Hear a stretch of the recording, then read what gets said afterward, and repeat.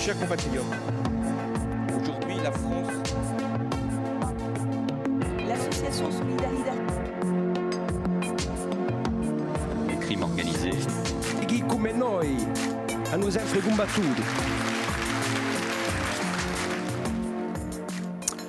Bonsoir à tous, bienvenue sur IHT et RCFM pour suivre notre émission Contraste réalisée en partenariat avec Corse Matin. On voyait en lui un futur leader de la gauche corse, jeune maire, dynamique, progressiste, vice-président de l'Assemblée territoriale. Tout paraissait lui sourire en 2010 et notamment un bel avenir politique. Mais voilà, 6 ans plus tard, cette ascension a été stoppée net. Division de la gauche, division des socialistes, défaite de Paul Jacob. Il se retrouve aujourd'hui hors champ politique territorial. Et même s'il reste un élu local, sa voix est évidemment moins audible. Pour autant, il ne renonce pas et pourrait même rebondir à l'occasion des prochains scrutins, et notamment les législatives. Jean-Charles Orsucci est aujourd'hui l'invité de Contraste. Jean-Charles Orsucci, bonsoir. Bonsoir. Et merci d'avoir accepté notre invitation. Vous serez interrogé aujourd'hui par Dilormo Padovani de Corse Matin. Bonsoir Dilormo. Et Patrick Vinciguer de RCFM. Bonsoir à vous. Bonsoir. Patrick. Avant d'aborder votre situation politique personnelle, l'actualité, c'est la manifestation de Bastia qui a rassemblé plusieurs milliers de personnes, dont beaucoup de jeunes la semaine passée, et puis ensuite des incidents assez violents entre une partie de ces manifestants, une cinquantaine, et les CRS. Ces violences, ce regain de tension, peut-être pas propre à la Corse, mais ici avec des conditions particulières, comment est-ce que vous les analysez, Jean-Charles Orsucci ? Mais on va les regretter, parce que si, bien évidemment, je suis solidaire de l'esprit de la manifestation, puisque je crois qu'il faut aller aujourd'hui vers une loi d'amnistie, je pense que le verdict concernant Batine et les deux autres personnes est profondément disproportionné. Je crois que la violence qui a eu lieu à la fin de la manifestation est contre-productive. Parce que pour pouvoir peser au niveau national, il faut ensuite que le message qui ressort soit positif. Or, vous l'avez vu, vous êtes des spécialistes de la question, derrière les médias nationaux, qu'est-ce qu'ils font ressortir ? C'est que les nationalistes sont des violents et s'en prennent aux forces de l'ordre. Donc je crois que c'est un mauvais message qu'on renvoie, on ne rend pas service à la cause et on peut le regretter. Voilà ce que je peux vous dire sur le sujet. Mais ce problème des prisonniers, quand même, ce n'est pas quelque chose d'insurmontable. On n'est pas là dans une modification de la Constitution, on n'a pas besoin de changer fondamentalement l'organisation des pouvoirs. Ce n'est pas une affaire très très difficile à régler. Je parle au niveau du rapprochement au moins et un certain nombre de mesures d'apaisement. Pourquoi ce gouvernement reste bloqué sur ce point ? Jean Vitif, vous prêchez un convaincu, vous le savez en me posant la question. Depuis le départ, lorsque je siégeais à l'Assemblée de Corse, j'ai été un de ceux qui a poussé concernant la loi d'amnistie. J'ai été très clair sur le sujet. Je suis pour l'amnistie concernant l'ensemble des prisonniers. Pour les crimes de sang, j'ai été très clair aussi. Je suis pour un rapprochement, pour tout simplement le respect de la loi. Vous dire que j'étais encore, il y a quelques jours, quelques semaines à Paris avec des hauts responsables du gouvernement pour leur dire ce que vous dites là. C'est-à-dire que, allez, on peut comprendre que l'inscription de la Corse dans la Constitution, c'est un petit peu compliqué pour François Hollande en ce moment. Mais là, on est au niveau législatif. Dire qu'on ne va pas le faire demain matin, parce que je pense qu'aujourd'hui, on doit laisser passer l'élection présidentielle, c'est une certitude. Mais je suis comme vous convaincu que ce serait un message fort que pourrait adresser le gouvernement en disant nous allons aujourd'hui tendre la main à ceux qui ont fait... Sarkozy l'a dit lors de sa visite. Alors, bon, Sarkozy l'a dit lors de sa visite, mais je ne vais pas vous surprendre en vous disant qu'il a été 5 ans président de la République. Et permettez-moi aussi de corriger un point. Je vais rejoindre en cela des gens qui sont venus sur votre plateau qui vous l'ont dit. La situation des prisonniers politiques corse est quand même nettement meilleure aujourd'hui qu'elle ne l'était en 2010, lorsque nous sommes arrivés. Mais la situation politique a changé aussi avec le dépôt des armes. Tout à fait. Et d'ailleurs, moi, j'ai envie de vous dire, le dossier Corse, c'est un peu, à mon avis, symbolique des difficultés qu'a ce gouvernement au niveau français. Pourquoi je vous dis ça ? Parce que je pense, alors qu'on attendait depuis 40 ans le dépôt des armes, une situation, je pense que François Mitterrand en a rêvé, Giscard, Chirac, Sarkozy, Hollande a la chance d'avoir cette opportunité, on n'arrive pas à capitaliser là-dessus. Moi, je le regrette et je continue à militer pour aller dans le sens de cette amnistie qui nous permettrait de sortir par le haut. Pour revenir un instant sur ces incidents de Bastia, Gilles Simeone, le président de l'exécutif, au plus fort des débordements, a tenté d'apaiser les choses. Il a été pris à partie par quelques jeunes avec une certaine virulence. Faut-il y voir simplement de la colère ou quelque chose de plus inquiétant ? jusqu'au boutisme. Alors, évidemment, Gilles Simeone, aujourd'hui, est en responsabilité et la situation est toujours beaucoup plus difficile. Et j'ai envie de vous dire, je rebondis presque sur la remarque qui a été faite la semaine dernière sur votre plateau par M. Profid. Si on attend d'avoir l'unanimité ou d'avoir des certitudes quant au fait que la violence ne reprendra pas, quant au fait qu'il y ait un dépôt des armes, alors on se trompe. Il y aura toujours des jeunes mécontents, il y aura toujours des jeunes qui voudront qu'on aille beaucoup plus loin, beaucoup plus vite. On ne peut pas aller là-dessus. Moi, je répondrais à M. Profid, si j'avais été Léo Battès la semaine dernière, je lui aurais répondu, M. Profid, pour obtenir le statut particulier, pour obtenir les avancées que nous avons obtenues avec la gauche, si on avait attendu d'avoir la certitude que le dépôt des armes devait être fait, on n'aurait rien obtenu du tout. Aujourd'hui, je crois que sur cette question-là, il faut ouvrir des perspectives, il faut être certain que l'ensemble des prisonniers politiques, parce que sinon on serait dans une vengeance d'État, soient ramenés aujourd'hui en Corse, et il faut ouvrir des perspectives quant à l'amnistie, parce que le verdict, je le répète, concernant Batine, est disproportionné. Quand on sait qu'en Corse, dans la même semaine, je regardais vos différents médias, des violeurs ont pris 8 ans, j'ai envie de vous dire, mais dans quel pays vit-on? Sincèrement, dans quel pays vit-on? Plus globalement, finalement, c'est la question de la politique de François Hollande qui pose question. On l'a vu avec les prisonniers, avec l'amnistie, mais de façon beaucoup plus générale. Que retient le socialiste que vous êtes de ces 5 dernières années? Alors, moi, je ne partage pas tout à fait cette analyse. J'ai envie de vous dire, la collectivité unique, c'est un élément fondamental. Elle n'est pas faite, mais elle ne sera peut-être pas faite à cause de ceux qui, depuis 40, 50 ans... Enfin, il aurait pu le faire en 2012. On était en 2017, l'affaire était réglée. Hein. Moi, je pense aujourd'hui qu'il y a eu des gens comme Marie-Lise Lebranchu qui ont fortement pesé pour que ça se fasse. Et je pense, là encore, que c'est une bonne chose. Sur la question du 5 mai, on a avancé favorablement. Sur le rapprochement des prisonniers, même si on est loin d'avoir totalement obtenu satisfaction, on a avancé aussi. Évidemment, je pense que... bon, c'est maigre quand même, vous pouvez le dire. C'est un bilan qui est très très maigre. Non, je ne suis pas d'accord, Jean Vitus. Je ne suis pas d'accord. Par contre, je pense que les postures vis-à-vis de perspectives futures, aujourd'hui, viennent un peu brouiller ce message. Et ça, moi, je ne peux que le regretter. Évidemment, j'ai été assez déçu de la dernière visite du Premier ministre. Ça, je ne vais pas vous le cacher, parce que je pense qu'il y a là une fermeture. Et au contraire, je pense qu'il faut ouvrir aujourd'hui une réflexion. Je suis, et je le répéterai souvent au cours de cette émission, un adepte de l'autonomie de la Corse dans la République. Et je pense que c'est ça le fil conducteur qui doit aujourd'hui nous guider. Est-ce que vous mettez en perspective, en parallèle en tout cas, l'échec de la gauche corse territoriale avec cette absence de politique de François Hollande vis-à-vis de la Corse? Ou alors il y a certainement des raisons plus locales, mais est-ce que ça en fait partie? Moi, je pense que vous avez un petit peu raison. J'y avais pas forcément pensé, mais j'ai envie de vous dire que la gauche est perdue de partout. Hein. Non, mais malgré tout, j'ai envie de vous dire, justement, là, on a raté une vraie opportunité en Corse, parce que le problème que nous avons aujourd'hui en Corse, c'est qu'il n'y a pas adéquation entre la gauche insulaire et la gauche nationale. Et moi, je ne vous cache pas que c'est ce sur quoi je milite en ce moment. Je dis à Paris, on ne peut pas avoir la nouvelle génération de la gauche, et je ne prétends pas être le seul à la représenter, bien au contraire, on ne peut pas avoir cette nouvelle génération de gauche qui a un discours volontariste, qui est convaincu que l'autonomie est une voie nécessaire de Alessandrine en passant par De Gentile et tous les autres. On ne peut pas avoir ce discours-là et avoir à Paris un discours jacobin, fermé, etc. C'est ça notre difficulté. Et c'est vrai sur le territoire, justement, cette différence. Oui, mais pour que nous soyons audibles, crédibles, pour que les Corses aient envie de voter pour nous, en se disant, avec eux aux responsabilités, on a des chances d'obtenir ce pour quoi ils se battent, il faut qu'on ait une adéquation avec Solferino, avec le gouvernement. Or, ce n'est pas le cas, et je pense que c'est problématique électoralement. Alors, on a vu aujourd'hui que le bilan de la gestion comptable de la gauche a été, là on peut le dire, en Corse assez désastreux.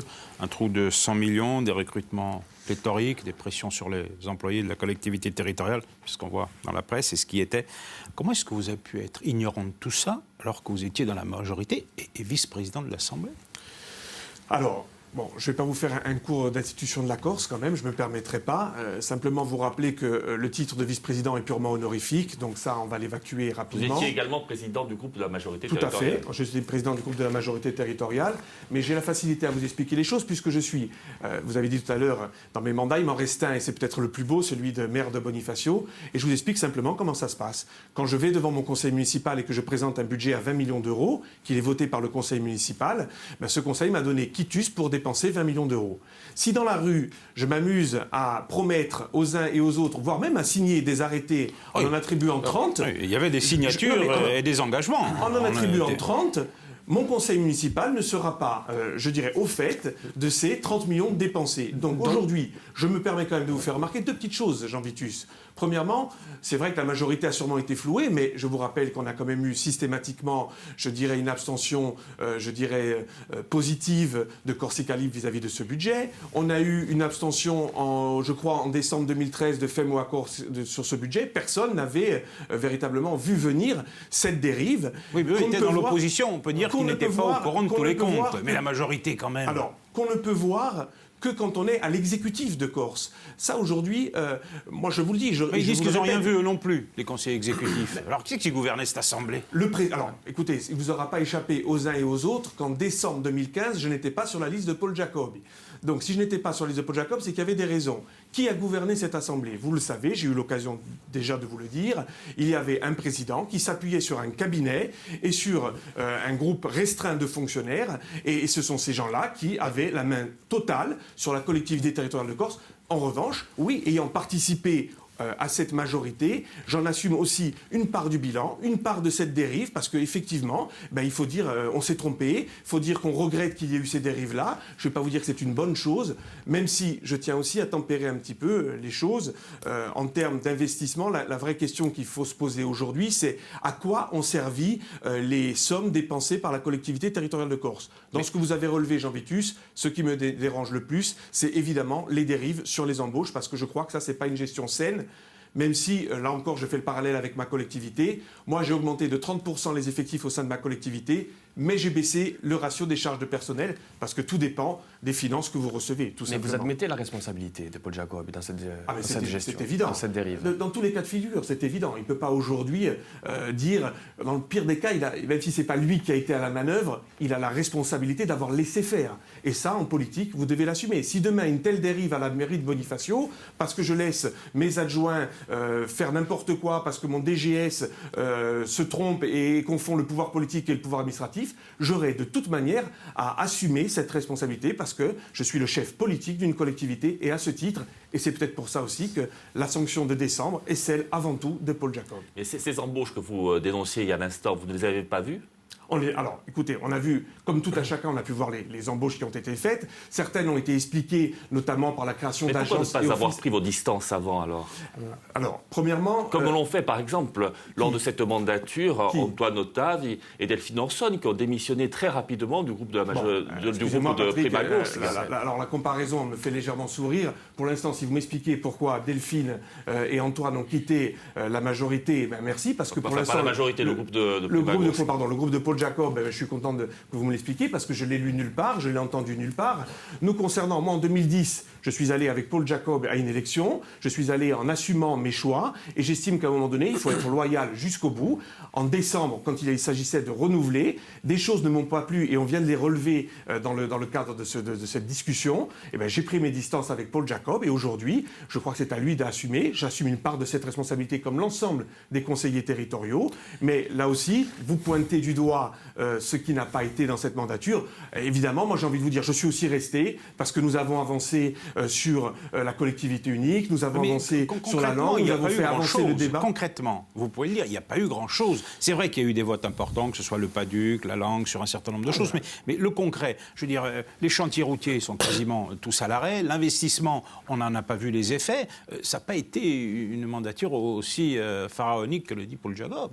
Jean Vitus, je ne le partage pas. Déjà, vous parlez du PADUC comme un petit élément. Ça faisait quand même 30 ans qu'on l'attendait. Je pense qu'aujourd'hui, dans le domaine étudiant, on a avancé sur la cité universitaire. Je n'ai pas tout en tête. Je n'ai pas préparé le listing. Je ne suis pas en campagne. Je ne suis pas là pour défendre le bilan. D'ailleurs, moi, ce qui m'intéresse, c'est plutôt de parler de l'avenir. Mais je pense que vous êtes un peu trop sévère. On a d'abord ouvert des perspectives politiques et l'Assemblée de Corse est la matrice à ce sujet. Je me permets quand même de vous dire que j'ai souvent eu l'occasion de discuter avec l'actuel président de l'Assemblée de Corse. Jean-Guy Talamone m'a souvent dit, Jean-Charles, il est évident que la gestion de Paul Jacob est en totale opposition avec ce qu'on avait connu jusque-là. C'est-à-dire que véritablement, aujourd'hui, on a ouvert des perspectives pour cette collectivité. A-t-elle permis le dépôt des armes, selon vous ? Je pense qu'elle a largement contribué au dépôt des armes. Il y a 5 minutes, vous m'expliquiez que le gouvernement était fermé, en dedans, etc. Donc, il y a bien quelqu'un qui a permis cela. Moi, inversement, cette fois, j'ai lu les déclarations du FLNC. Je crois qu'il a vanté le mérite de cette majorité, d'avoir ouvert des Mais perspectives. c'est sur la concrétisation, sur le plan politique, c'est Après- vrai, vous avez raison, le bilan est... Non, je me réfère, le PADUC, sur l'énergie, l'obtention des 3 milliards. Oui, ça, c'est quand même beaucoup de points d'interrogation. Hein. Pourquoi c'est beaucoup de... Alors, Parce que, par exemple, le projet Cyrénée, aujourd'hui, on sait très bien qu'il y c'est sera beaucoup pas. de points d'interrogation.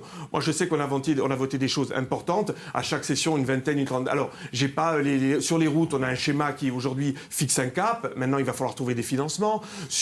Dans le domaine maritime, je vous signale que même si c'était pas la panacée, c'était quand même beaucoup mieux que ce qu'on avait eu avant, où on avait une droite qui d'ailleurs était peut-être beaucoup moins libérale que nous l'avons été. Et je pense parce que tout simplement nous avions décidé d'aller dans le bon sens. Je pense qu'au niveau social, on a essayé de faire des choses. Maintenant, en 5 ans non plus, Jean Vitus, on ne pouvait pas révolutionner la collectivité territoriale de Corse. Mais je pense quand même que nous avons apporté notre pierre à l'édifice de la construction de cette collectivité territoriale. Il y a eu autre chose aussi durant cette mandature, ce sont les affaires, marché public, les emplois fictifs. Pourquoi est-ce qu'il y a eu une telle dérive ? Là, on va d'abord attendre que la justice se prononce, parce que vous parlez au niveau de la collectivité territoriale de Corse. Pour l'instant, je n'ai pas d'éléments qui me permettent d'aller dans ce sens. Vous faites allusion sûrement au problème que connaît aujourd'hui l'ancien président de l'exécutif. Moi, je vous dis, je vais laisser la justice aujourd'hui s'exprimer. J'espère qu'elle fera correctement son travail et qu'elle nous permettra de savoir qui est responsable de quoi. Et là, chacun d'entre nous, on tirera les enseignements. On ne peut qu'appeler les élus à respecter les règles de droit, c'est une évidence. Vous-même, vous êtes concerné par une enquête financière diligentée par le parquet d'Ajaccio concernant un délit de favoritisme supposé à Bonifacio, qui aurait profité à votre épouse. Alors, Patrick, là-dessus, vous avez été évidemment, entendu, vous étiez en garde à vue, la garde à vue a été levée le soir, je le précise, Oui. vous avez été entendu. Alors, sur cette question, évidemment, je ne vais pas rentrer dans le dossier parce qu'il nous faudrait l'heure pour l'évoquer. Moi, je n'entends pas interférer avec le travail de la police et de la justice. Ce que je peux vous dire aujourd'hui, c'est que je suis convaincu qu'à l'issue des différentes auditions qui ont été faites, ce dossier sera bien évidemment classé.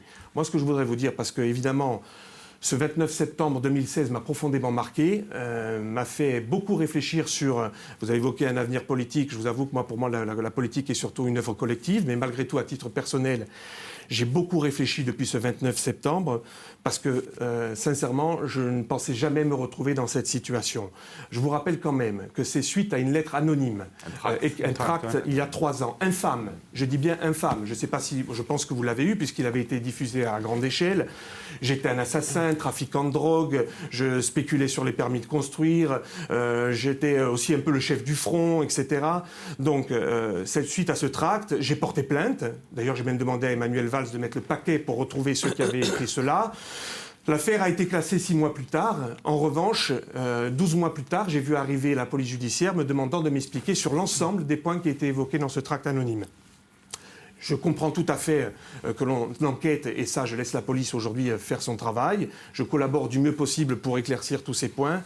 Mais je vous avoue que j'ai du mal aujourd'hui à accepter que ça puisse fonctionner comme ça. Vous êtes affecté. Je suis très affecté. Je ne vous cache pas que, heureusement que j'ai reçu des soutiens d'amis et d'autres, d'ailleurs, qui m'ont énormément touché. On a des fois même des déceptions en la matière. J'ai Dirlo devant moi un petit peu chagriné quand même de la façon dont Corse Matin a traité l'information. Je crois que j'ai pas eu les mêmes égards que ceux qui m'ont administré les services publics de RCFM ou de Via Stel. J'arrive toujours pas à comprendre pourquoi je me suis retrouvé en première page de Corse Matin avec ma photo. J'espère que vous avez vendu beaucoup de quotidiens ce jour-là, c'est tout ce que j'espère pour vous. Mais j'avoue que l'information, oui, bon, même si je me permets quand même de vous dire l'homme, si vous me laissez juste finir sur ce point. Simplement d'information. Non, mais l'information à l'intérieur, je comprends tout à fait l'article, même si je n'ai pas été contacté par le journaliste qui disait l'avoir fait, je le regrette. Mais je continue à penser que, alors qu'une semaine avant, je fais une interview, j'ai pas eu le droit aux mêmes égards. Vous savez, je vais vous dire quelque chose. Bien sûr que j'ai été profondément meurtri. Salir, il en restera toujours quelque chose. Et donner cette satisfaction au corbeau, je crois que c'était une erreur. Maintenant, je vais vous dire, après avoir été un peu secoué, j'ai plutôt envie de repartir au combat et de repartir encore plus fortement parce que je sais que je n'ai strictement rien à me reprocher et je pense que la justice le démontrera. Un homme politique est aussi exposé, vous le savez. Alors, pour rien vous cacher, on m'a expliqué qu'il fallait que j'apprenne un peu à durcir mon cuir. Mais je vous avoue que je ne m'étais pas préparé à cela. Pour ceux qui me connaissent, je suis un passionné de politique depuis l'âge de 5 ans.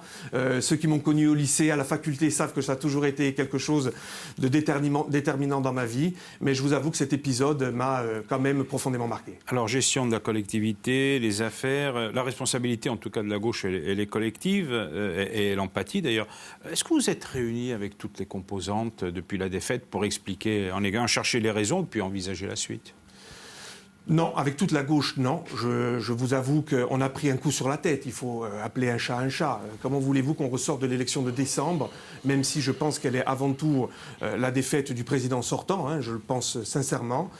On se voit, j'ai rencontré des membres importants de cette gauche qui étaient sur des listes diverses et variées, mais je crois surtout que moi, j'ai rencontré des gens comme Jean-Baptiste Luchon, des gens comme Marianne Giudicelli, des gens comme, voilà, j'en donne comme ça des... François Tatti. Non, j'ai pas eu l'occasion de rencontrer François. J'ai eu quelques fois au téléphone et j'ai rencontré François Hollande. Évidemment, je continue à discuter surtout et fortement avec ceux qui m'avaient accompagné au mois de décembre, Marianne Padovagne, Vanina Pierre ou François Thibert, bien évidemment. Et vous parlez de reconstruction ensemble ? Et vous avez oublié évidemment, Emmanuel De Gentile. Alors, je n'ai pas eu l'occasion encore de faire le point avec Emmanuel De Gentile, mais bon. Politiquement, c'est quand même mais nous plus aurons vocation à discuter avec Emmanuel De Gentile. Vous savez, la politique, elle est faite. Vous avez évoqué mon parcours en le disant tout à l'heure. Bon, je ne m'étais pas fait un parcours politique, hein, Jean-Vitus, je vous rassure. En revanche, je suis convaincu que la politique, elle est faite de cycles. Avec la défaite de décembre de Paul Jacob, je crois qu'on peut mettre dans ce cycle l'histoire de Émile, de Simon Renucci et d'autres. Ça veut dire que la page est tournée, là, moi, vous dites ça. Moi, Paul je Jacob, pense que c'est terminé. Moi, je considère aujourd'hui que la page Paul Jacob, pas politiquement, parce qu'il fera ce qu'il a envie de faire sur la législative, il ira au combat, mais je pense aujourd'hui que pour gérer la collectivité territoriale de Corse, la page Jacob est tournée. Et quand je vous dis ça, c'est pas ciblé contre Paul Jacob. Ma conviction sur le sujet, c'est que quand on a, je dirais, eu de hautes responsabilités dans une collectivité publique, qu'on est battu par le suffrage universel, je pense qu'il faut alors en tirer les conclusions et ne plus se représenter. Je le pense pour la collectivité territoriale de Corse, je le pense pour la présidence de la République, je le pense pour demain la gestion d'un département. Donc aujourd'hui, Paul Jacob a échoué au mois de décembre, il était sortant, il avait vocation à fédérer sa famille. Vraisemblablement, il a facilité le fait qu'elle soit concassée. Aujourd'hui, tous ensemble, à gauche, nous devons réfléchir à la reconstruction. Derrière qui ? Mais attention, derrière pas qui ? n'importe quel...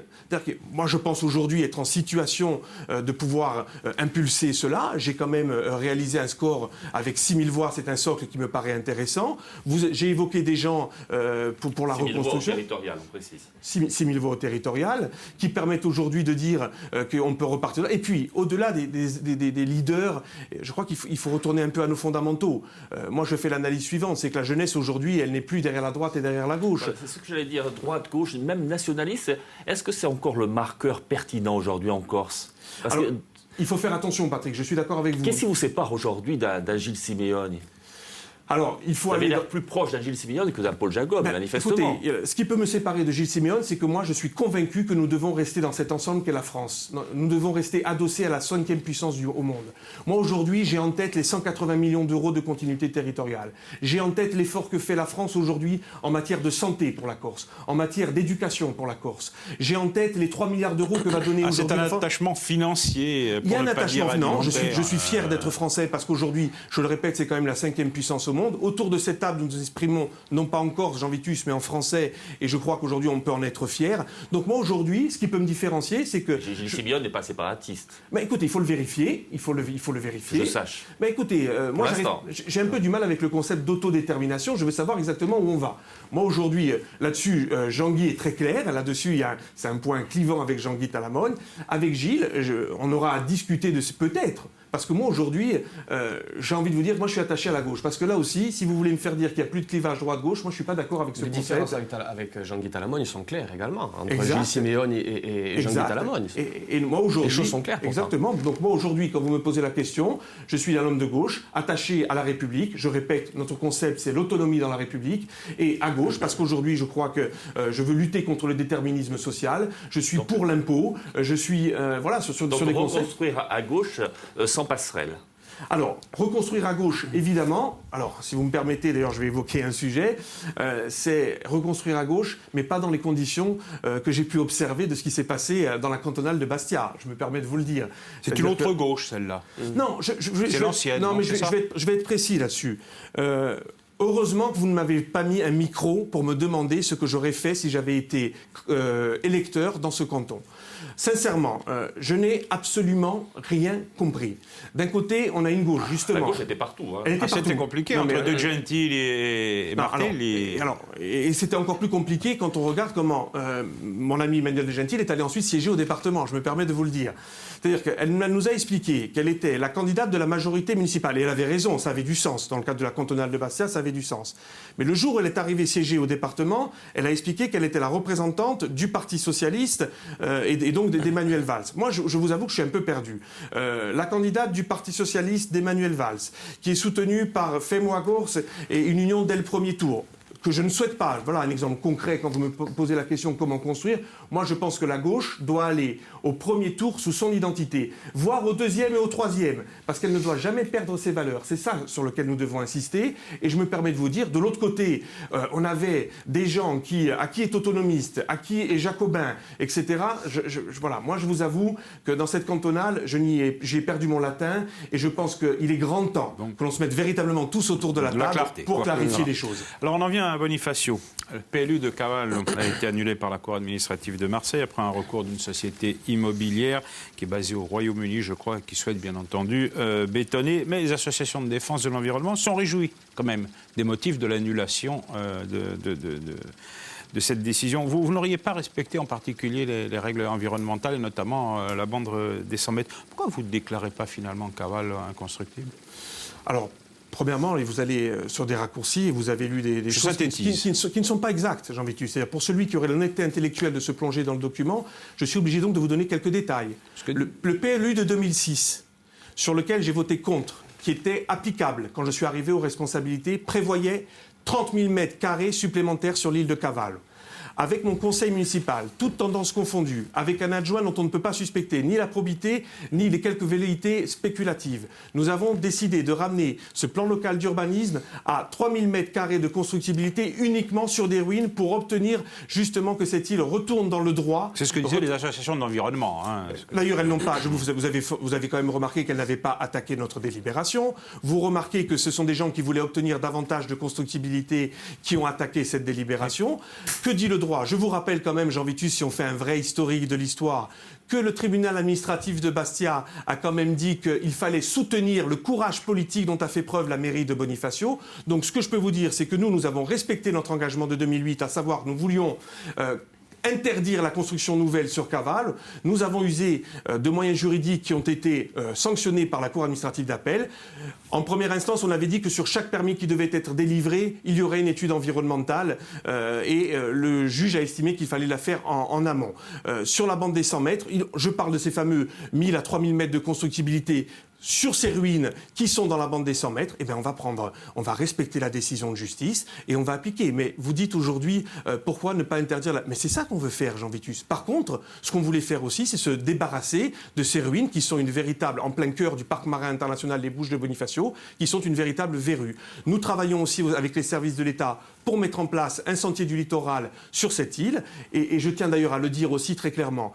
C'est avec l'État, et il est souvent fustigé, et moi j'aimerais le dire ici clairement, c'est avec l'État qu'on s'était fixé cette grande ambition d'interdire la constructibilité. Je vous rappelle, Jean Vitus, que mes prédécesseurs voulaient faire financer la station d'épuration par la commune de Bonifacio et par les différentes collectivités. J'ai obtenu que la station d'épuration aujourd'hui, qui respecte les normes environnementales, soit payée intégralement, j'ai bien dit intégralement, par les habitants de Caval. Et je crois que là aussi on a quelques victoires. Et je pense que de toute manière aujourd'hui, avec le PADUC, avec la décision de justice, on tend véritablement vers l'interdiction totale de construction sur cette île. Alors on a terminé avec cette première partie, un retour sur les événements de la rentrée avec cette querelle qui visait à interdire l'entrée de parents d'élèves voilés dans l'école. Alors vous avez déminé la situation, vous avez organisé des réunions, mais l'ambiance quand même reste délétère.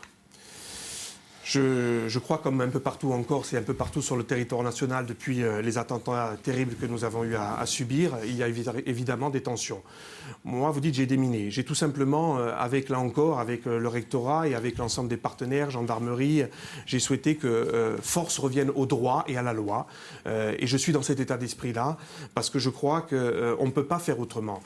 Aujourd'hui, ce jour-là, on ne pouvait pas imaginer. Alors, j'ai envie de vous dire dans un sens comme dans l'autre. Imaginons que ces femmes voilées soient des intégristes. Imaginons. Est-ce que vous pensez que dans tous les cas de figure, il faut empêcher leurs enfants d'aller dans l'école de la République? Moi, je suis convaincu que dans tous les cas de figure, il faut que ces enfants, ils aillent plutôt dans l'école de la République plutôt que de rester à la maison dans un milieu salafiste ou intégriste. Et j'ai envie de vous dire surtout, ne pas faire d'amalgame. Et je crois qu'aujourd'hui, les décisions du tribunal administratif de Bastia me paraissent formidables en ce sens. C'est que je crois qu'il faut surtout tenir compte de la réalité du moment. J'écoutais hier M. Sbradj au cours qui participait à votre émission. Je crois qu'il a été très clair là-dessus et je me félicite d'ailleurs de pouvoir me retrouver sur ces questions-là avec des républicains. Mais la marge de manœuvre d'un maire dans ces questions-là est mince pour faire comprendre justement ces problématiques. Alors, c'est très compliqué. Et les parents d'élèves en cause ont compris votre message? Les parents d'élèves qui voulaient empêcher 2 femmes voilées de pénétrer dans la cour de l'école? Patrick, je l'espère, mais je pense que c'est un travail pédagogique de longue haleine. Mon travail d'ailleurs n'a pas consisté ce jour-ci. J'essaye de travailler avec la communauté musulmane pour savoir comment on peut arriver toute dérive. J'essaye de travailler sur l'éducation, sur la culture, sur le sport, parce que l'on sait que ce sont des éléments qui permettront de construire des citoyens formés, intelligents, capables d'éviter les dérives intégristes, quelles qu'elles soient, où qu'elles soient. Donc, bien sûr que c'est difficile pour un maire, mais j'ai envie de vous dire, j'ai animé il y a quelques semaines un débat sur cette question-là avec des différents partenaires. Je crois surtout qu'aujourd'hui, il faut que tous, on se mette autour d'une table pour avoir une réponse commune. Quand je dis tous, c'est les différentes collectivités, la CTC, les départements, l'État dans ses différentes émanations, parce que souvent, au sein même de l'État, les gens ne se parlent pas. Je pense que c'est là qu'il y a un véritable travail à faire si on veut réussir ensemble à sortir par le haut de cette crise que nous connaissons à Bonifacio comme ailleurs.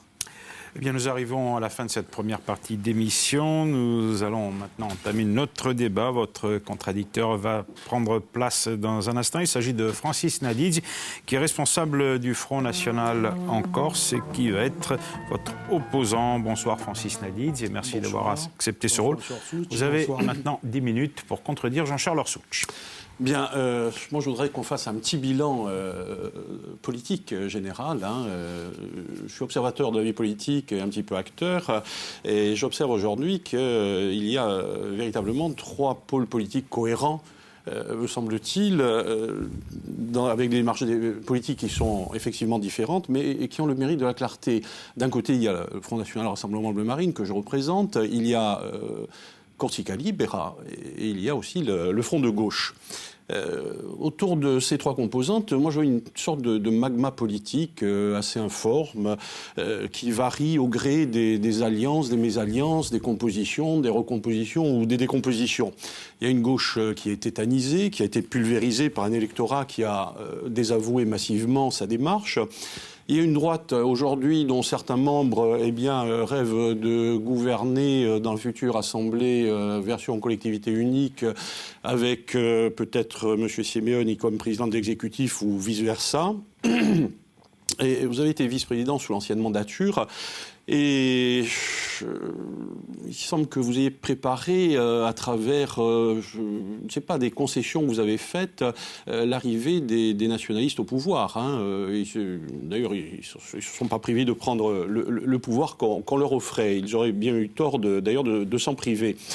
Vous avez été sévèrement sanctionné dans votre gouvernance. Aujourd'hui, M. Orsuch, moi, je ne sais pas où vous êtes. Alors ma question, c'est où êtes-vous ? Où en êtes-vous ? Quel crédit on peut et quelle crédibilité politique on peut vous accorder pour le futur ?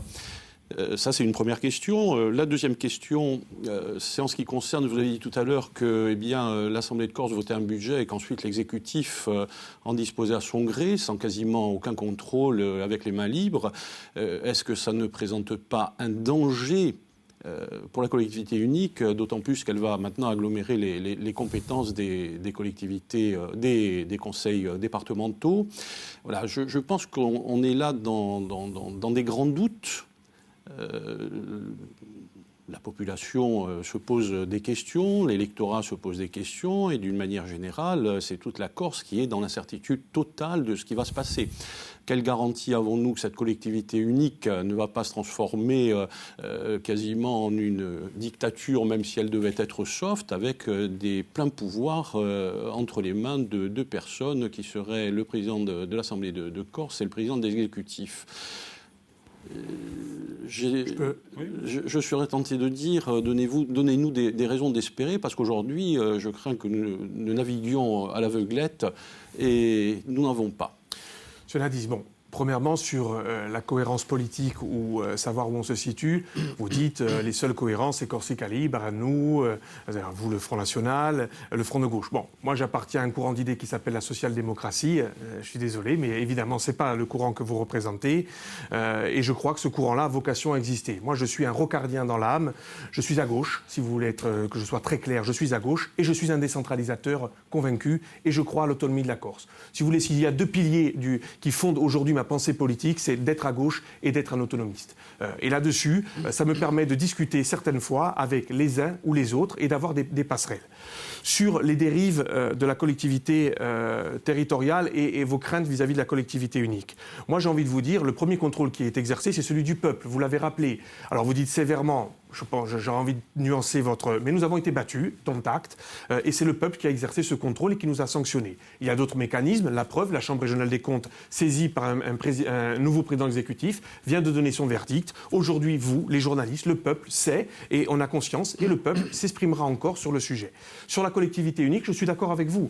Il faut bien évidemment réfléchir, même si je suis déterminé à ce qu'elle se fasse, parce que je pense qu'elle permettra une mutualisation des moyens, elle permettra d'identifier peut-être davantage aussi les responsables politiques, parce que souvent on ne sait pas si c'est le département qui est responsable, la région, le maire. Moi j'aime bien qu'on y arrive à identifier celui qui a le pouvoir et qui l'exerce bien ou mal. Par contre, je pense, et j'avais dit au moment de la venue du Premier ministre et au moment où l'exécutif actuel discutait des ordonnances, qu'il fallait par exemple donner un cadre beaucoup plus contraignant au règlement d'aide. Par exemple aujourd'hui, il faudrait que dans la loi, dans les ordonnances, on fixe des règles sur l'aide aux communes par exemple.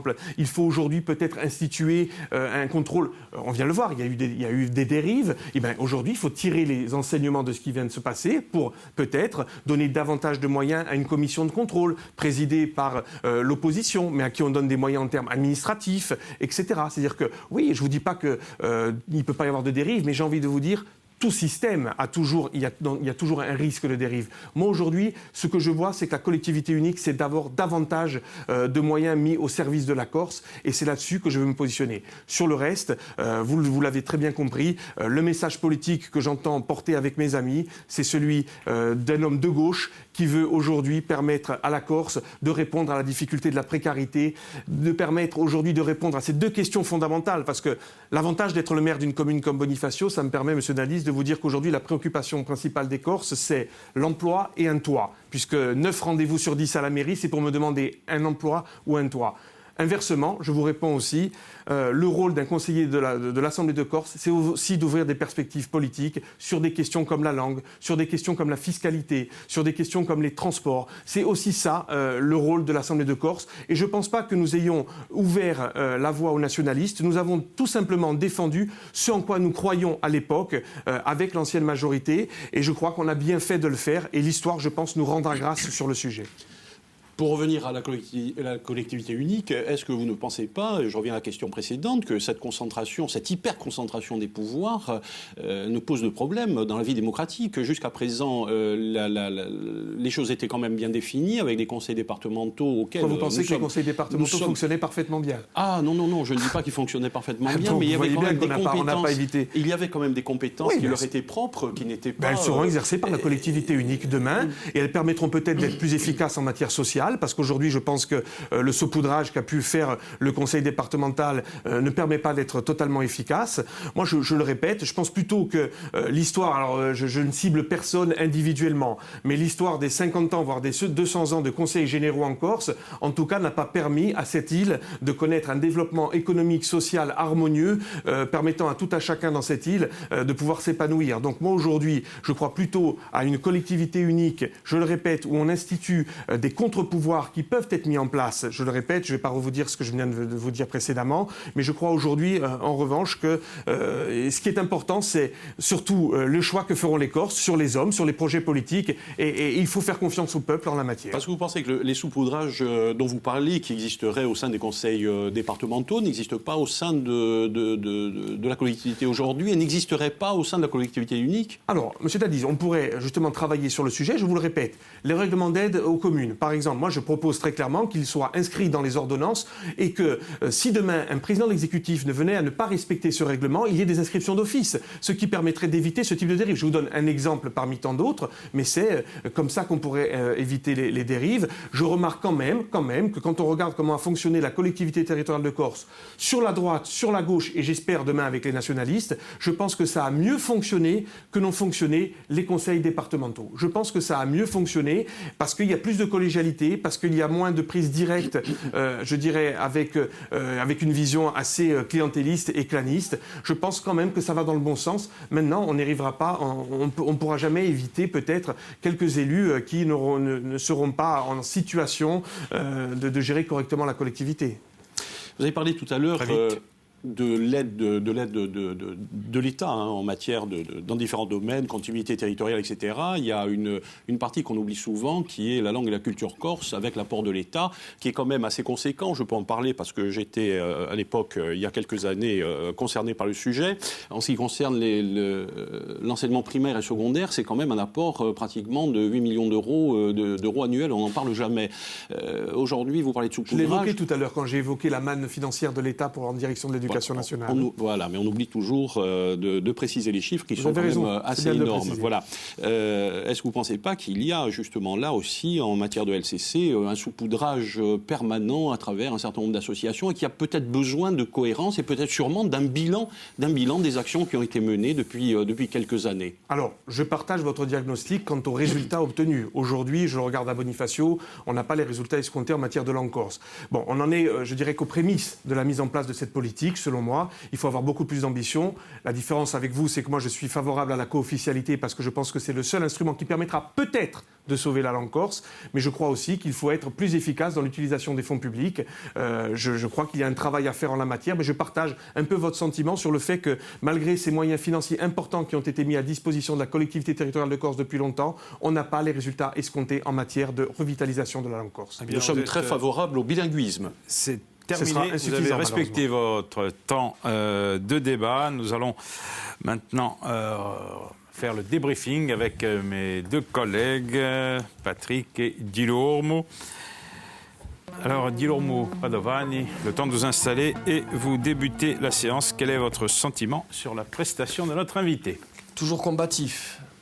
Jean-Charles Orsouch est toujours à la pointe, finalement, du débat lorsqu'il s'agit de répondre, finalement, du passé, du passif, également de la collectivité territoriale que vous assumez en partie. Combatif également sur les dossiers concernant votre municipalité. Une vraie nouvelle voie à gauche. Vous êtes le produit finalement de cette nouvelle gauche qui aujourd'hui encore se peine plus que jamais finalement à trouver sa place. Et le paradoxe est là, avec une nouvelle donne finalement, une nouvelle majorité territoriale nationaliste qui aujourd'hui représente un nouveau visage. Vous faites partie intégrante de ce nouveau paysage, de ce nouveau visage et finalement, vous êtes difficilement audible aujourd'hui parce que, justement, vous faites partie de cette gauche qui a toutes les difficultés aujourd'hui pour exister. Cette gauche qui, aujourd'hui, dont certains de vos amis hésitent encore beaucoup. Vous avez parlé d'Emmanuel De Gentili, qui, elle, a fait le choix d'un rapprochement avec Gilles Simeoni. On a pointé du doigt également ce rapprochement avec Gilles Simeoni qu'on vous aurait vu faire également, puisqu'on se pose des questions justement aujourd'hui de ce qui vous sépare aujourd'hui de cette majorité nationaliste. Vous l'avez en décembre dernier que j'aime bien rester un homme libre. Tout à fait. Et ceux qui ont combattu avec moi, c'est peut-être le marqueur. Moi, je l'ai souvent dit on sera le marchepied de personne et c'est un peu je revendique cette marque de fabrique. C'est pour cela justement qu'aujourd'hui la gauche attend une nouvelle tête. Serez-vous cette nouvelle tête? L'avenir nous le dira. Alors Patrick, vous qui d'ordinaire ne vous en laissez pas compter. Alors j'ai pris quelques notes. Alors je trouve que Jean-Charles Orsuch est un paradoxe parce que bien qu'il soit en politique depuis plusieurs années déjà, il apparaît néanmoins comme un homme neuf, voire une possible relève. À 44 ans, c'est un véritable tour de force. Ceci grâce, et on a pu le constater tout au cours de cette émission, grâce à un discours sans langue de bois ou presque, avec Vous me direz quand est-ce que j'ai été langue de bois. En politique, vous répondrez. Il faut toujours l'être un peu, avec des accents de sincérité, une certaine fraîcheur, un enthousiasme, des positions affirmées, tranchées, comme sur le vivre ensemble. Mais malgré ce capital sympathie dont on vous crédite volontiers, votre positionnement politique n'est pas aisé, ce n'est pas une partie de plaisir. Vous êtes coincé entre une gauche laminée que vous revendiquez malgré tout et un nationalisme soft.